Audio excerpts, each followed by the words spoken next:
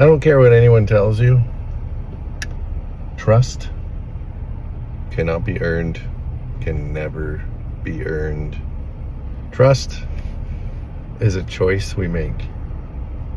It's a choice to let go of things that cause us to mistrust. The evidence out there will show us that it looks like the reasons that we mistrust are out there.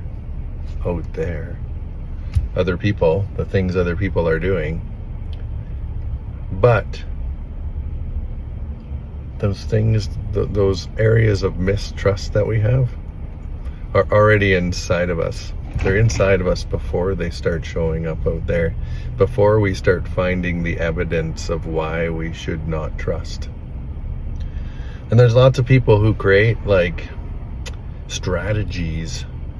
You know, they might get into a relationship and suddenly they create these strategies and within which these structures within which they might feel like they trust, or they might feel more comfortable. That's a better way to put it, because these structures and these strategies don't actually create more trust.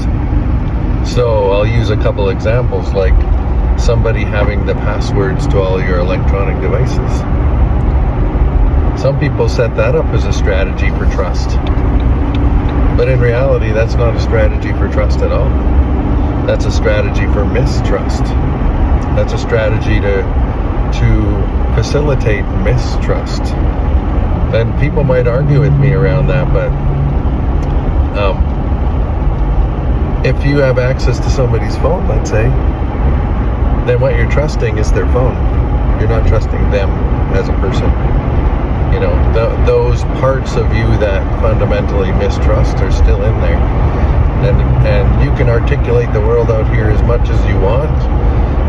As long as those elements of mistrust are within you, you'll never find trust. You'll never trust out here, ever. No matter how much you set up, no matter how much you create in order to feel comfortable, feeling comfortable is not the same as actually trusting. Feeling certainty is not the same as actually trusting.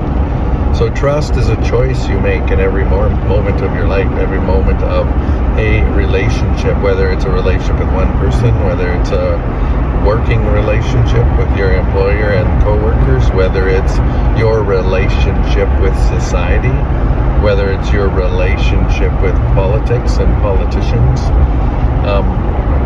Your trust, your mistrust is already inside of you, and your conscious mind is looking for all the reasons to justify that mistrust. And as long as you find them, you will never trust, right? Because your mind is just solidifying, finding evidence for all the reasons you already don't trust, right? So trust is a value that you hold, and trust is a choice that you make. So you could be in a partnership, let's say, where your partner betrays you in some way or another. You could hold them to that for the rest of their entire lives and say, you have to continue to do this so that I trust you. You have to do X, Y, Z so that I trust you. But what you're doing is actually putting your work onto them. In that moment when they betray you, you have to A, decide whether you want to stay with them or whether you want to stay in relationship with them. That's your work.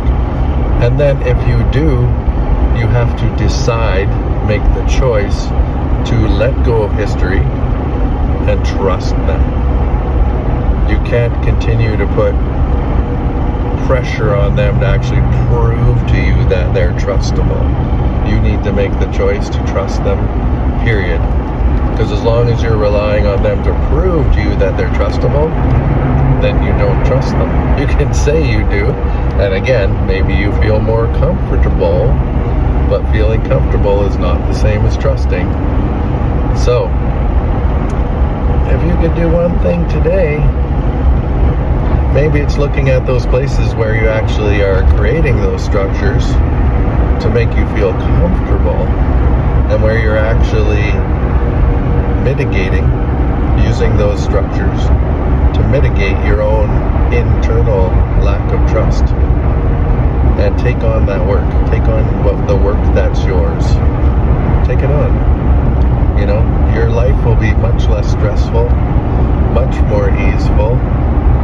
just choose to trust. And I can hear all the people in the background going, yeah, but I'll just trust somebody and then I'll just get betrayed again. They'll just break my trust. And you know what? It's like, then trust is just a bad thing. It's just, I'll just keep getting hurt as long as I trust. It's like,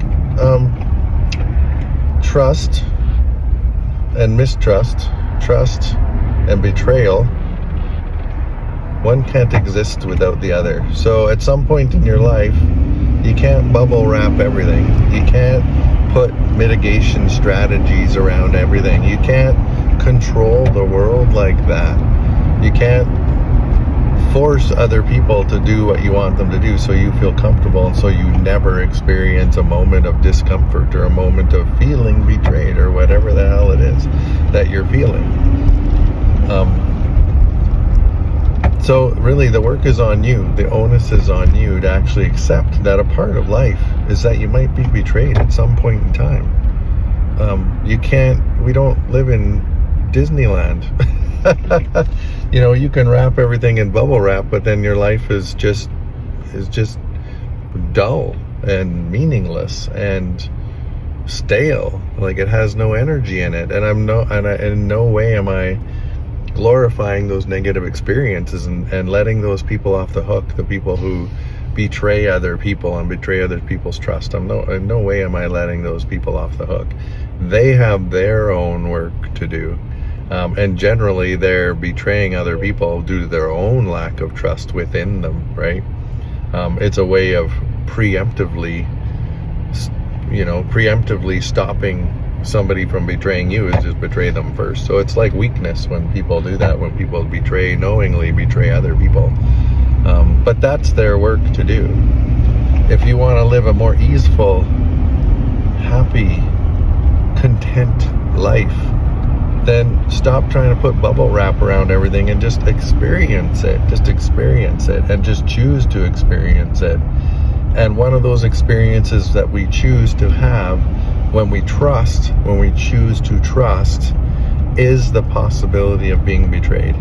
They both come together. It's no different than if we choose to love, we also are choosing the potential experience of loss.